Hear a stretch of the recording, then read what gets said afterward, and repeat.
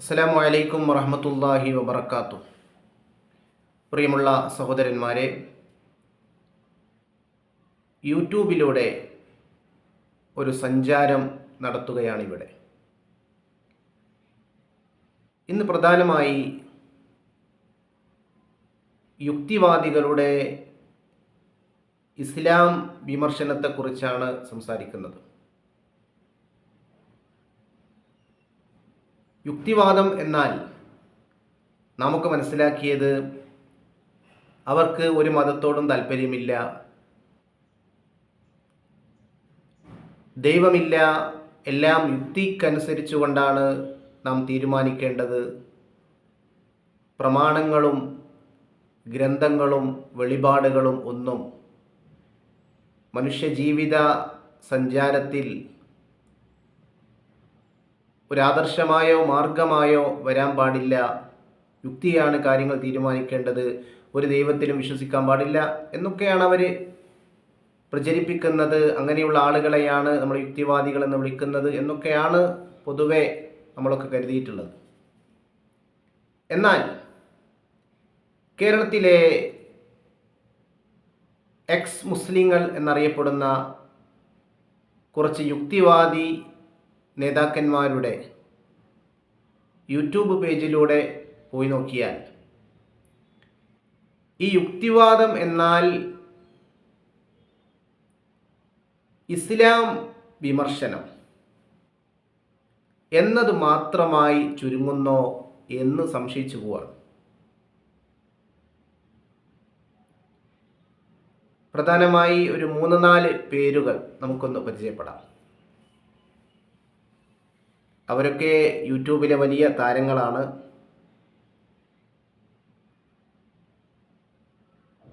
ഒന്നാമത്തെ ആൾ ആരിഫ് ഹുസൈൻ. എന്താണ് ആരിഫ് ഹുസൈൻ തൻ്റെ വീഡിയോയിലൂടെ സാധാരണ പറയാറുള്ളത്?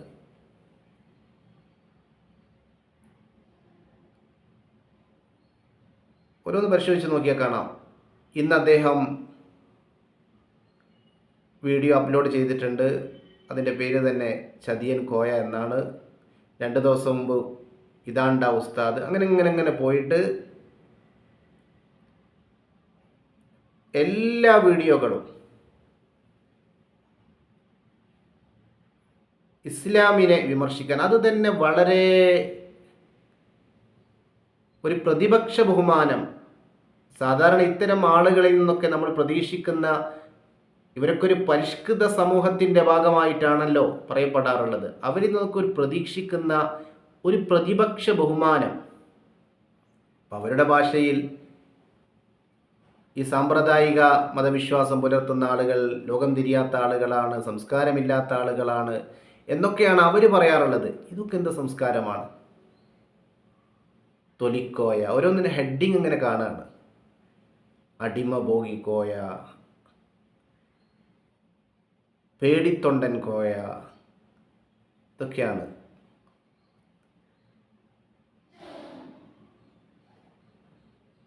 വളരെ മോശമായ രീതിയിൽ ഇതൊക്കെ അങ്ങനെ നോക്കാം. ഈ താത്ത ഒരു മാതൃക, ഹമാസിക്ക എത്തി, ഇതെല്ലാ വീഡിയോകളും. ഞാനിങ്ങനെ ആലോചിക്കുകയായിരുന്നു, 2-3 ആഴ്ച മുമ്പാണല്ലോ വയനാട്ടിൽ ഒരു ദുരന്തം നടന്നത്. കേരളത്തിലുള്ള എല്ലാവരും അതുമായി ബന്ധപ്പെട്ടുള്ള ചർച്ചയിലായിരുന്നു.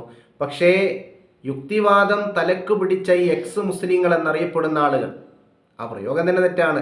മറ്റു മതസ്ഥരായിട്ടുള്ള ആളുകൾ, നാമധാരികളായിട്ട് ആളുകൾ യുക്തിവാദത്തിലേക്ക് പോയാൽ അവർ എക്സ് ഹിന്ദു എന്നോ എക്സ് ക്രിസ്ത്യാനി എന്ന് പറയാറില്ല. മുസ്ലിം വിഭാഗം അല്ലെങ്കിൽ മുസ്ലിം നാമധാരി മാത്രമാകുമ്പോൾ പ്രയോഗിക്കുന്ന ഒരു പ്രയോഗമാണ് എക്സ് മുസ്ലിം. ഏതായാലും കിടക്കട്ടെ. ഇതെല്ലാം നോക്കിയാൽ അങ്ങനെ വയനാടിനെ കുറിച്ച് ഒന്നും പറഞ്ഞിട്ടില്ല അവർ. അതാണ് പറഞ്ഞു വരുന്നത്. പിന്നെ ബംഗാളിൽ ഇസ്ലാമിക രാജ്യം വരുന്നു, സംഘപരിവാർ, അതാണ് ഒരു വലിയ പോയിന്റ്. സംഘപരിവാറിൻ്റെ പ്രചരണം അതേപോലെ ഏറ്റെടുക്കുന്ന ആളുകളായി കേരളത്തിലുള്ള ഇത്തരം യുക്തിവാദ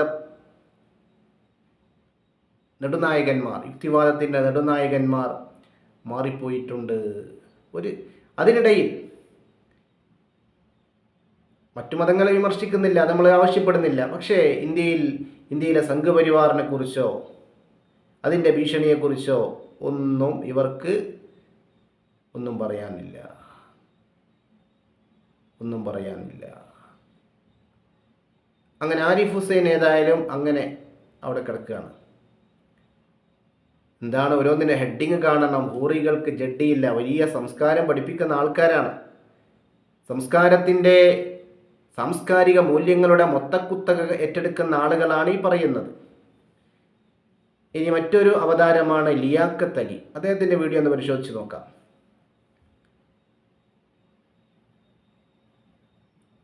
ലിയാഖത്ത് അലി, ഇവരൊക്കെ ഈ യുക്തിവാദത്തെ കേവലം ഇസ്ലാം വിമർശനം മാത്രമാക്കി മാറ്റിയിട്ടുണ്ട്. ഫുള്ള് ഇദ്ദേഹത്തിൻ്റെ വീഡിയോ നോക്കാൻ ചൊൽപ്പടിക്കാൻ നിൽക്കാത്ത പെണ്ണുങ്ങൾ ഇങ്ങനെ പോയിട്ട്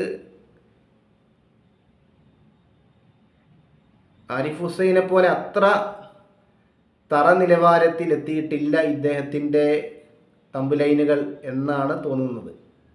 അത്ര ഒരു അശ്ലീലതയൊന്നും ഇതിൽ കലർത്തിയിട്ടില്ല. അപ്പോൾ ഏതായാലും അതിങ്ങനെ പോവാണ്. ഇതിലൊക്കെ എല്ലാം ഇസ്ലാം വിമർശനം മാത്രമാണ്. മറ്റതിനെക്കുറിച്ചൊന്നും ഇവർക്ക് പറയാനില്ല. ഏതായാലും ഇദ്ദേഹത്തിൻ്റെ വീഡിയോ അങ്ങനെ കിടക്കട്ടെ. അതേപോലെ വേറൊരു അവതാരമാണ് നമ്മുടെ ജാമിദ ടീച്ചർ. ജാമിദ ടീച്ചറുടേത് നോക്കിക്കഴിഞ്ഞാൽ